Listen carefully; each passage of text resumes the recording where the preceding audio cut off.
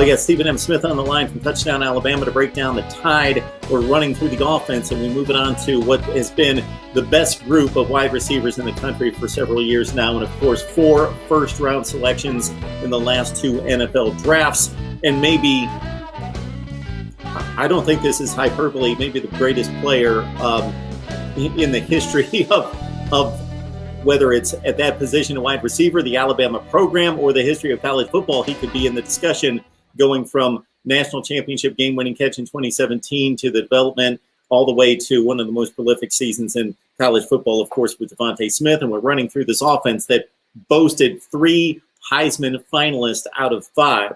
So John Mechie, of course, is the guy that everybody points to, 55 catches. He has the most experience. Slade Bolden with some key receptions down the stretch as well. And Jameson Williams comes in from Ohio State. So they're not lacking in talent, but the experience is lacking a bit. This group right here, to me, Mark, is solid, not special. Because solid is good. You can win with solid. You can be successful with solid. When you talk about the guys that Alabama launched the NFL, you're looking at 4 trump cards at wide receiver. You're looking at 4 number ones. When you talk what Jerry Jeudy did, what Henry Ruggs did, what Davonte Smith did, what Jalen Waddle did. Now, John Mechie, you mentioned he's got experience. Slade Bolden is trying to go from being kind of a gadget player to being a contributor, a marquee wide receiver. I really like Jameson Williams from Ohio State. He has come in here and he has torn up in 7-on-7. The players really like him. The coaching staff really likes him. He's got speed.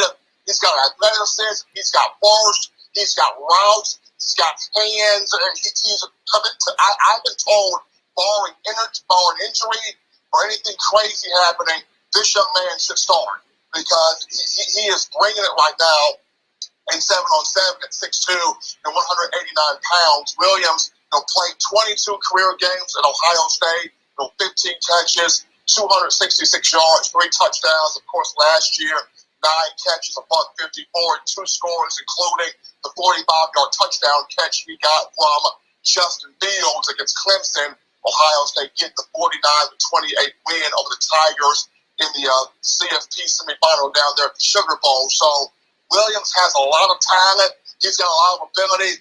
I think he starts there along with Bolden and along with Mechie. But some other guys here, you've got Xavier Williams, who's been in this program for a long time. Came in 2018, young man from Florida, South Florida. I mean, he's got ability at 6'1", 6'2", but can Ziggy Williams finally get a way to get himself on the field consistently? We saw last year coming down the stretch, the young man, he got some playing time. In the spring game, didn't really pop the way I really wanted him to or would have liked for him to. So can Ziggy Williams, Xavier Williams, find himself on the field in some kind of way, shape, form, or fashion? That's a big question.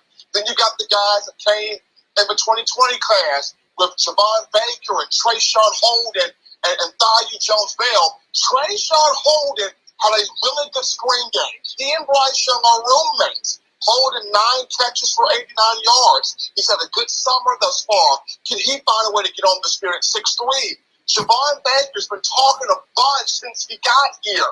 The young man at 6'1", a little bit over 200 pounds now. But can he go from talking the game to getting on the field and producing? That's the next step for him.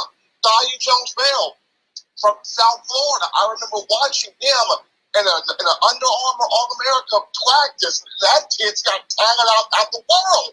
But can he get on the field? And then you got these freshmen in here, Mark, when you talk Asia Hall, who had an incredible spring game, 4 catches for 72 yards, and had fans seeing visions of Julio Jones out there. So you got Asia Hall, who's trying to get on the field. You got Christian Leary, another South Florida product. You got Jojo Earl, who flipped from LSU to Alabama in the early signing period. He's here this summer. He's making some noise in 7-on-7. So like you mentioned, the talent there. But talent's there. It's Who's ready to pop now when you look at trying to help Mechie, trying to help Bolden, trying to help Jameson Williams? Who's ready to pop now out of this next wave of this next group here at wide receiver? Going to be very interesting. Major Tennison's been in the program for a long time. He's coming up on his senior season. And, of course, Jaleel Billingsley was the guy that we saw at tight end backing up and getting some playing time last season. So set us up at tight end. Well, tight end right here, Jaleel Billingsley is expected to have a monster season. We know what Bill O'Brien does, the tight end position. We saw it at Penn State. We saw it with the New England Patriots with having Rob Gronkowski and Aaron Hernandez. We saw it with the Houston Texans. So we know when Bill O'Brien gets his hands on tight ends, those guys produce. When you look at Jaleel, he's entering his junior year. This is the money NFL year for him, and he knows this, trying to become stronger even as a blocker at that spot, as a pass catch. This young man is an electric guy.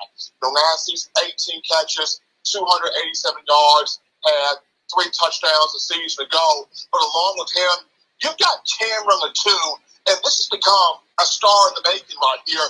This young man came in as a linebacker in the 2018 class.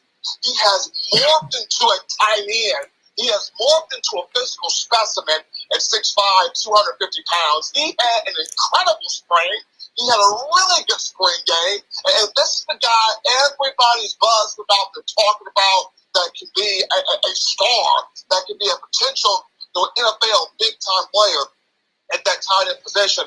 What I look for Alabama to do here, Mark, is they're going to try to split Jaleel Billingsley out wide, make him a tight end wide receiver hybrid, kind of like what Florida did with Kyle Pitts. And then they'll have Cameron Latou working that in line as a blocker, but he'll also get out there, catch some passes. He'll be deadly in the red area as well. Now, Major Tennison, who's been here for a while, I can see him in kind of that H-back role where he will block for the running backs. He'll also slip out there, and he'll catch a pass or two also. So I think Major Tennison as the H-back, they'll split Jaleel Billingsley out wide there, and they'll have Cameron Latou as that inline tight end.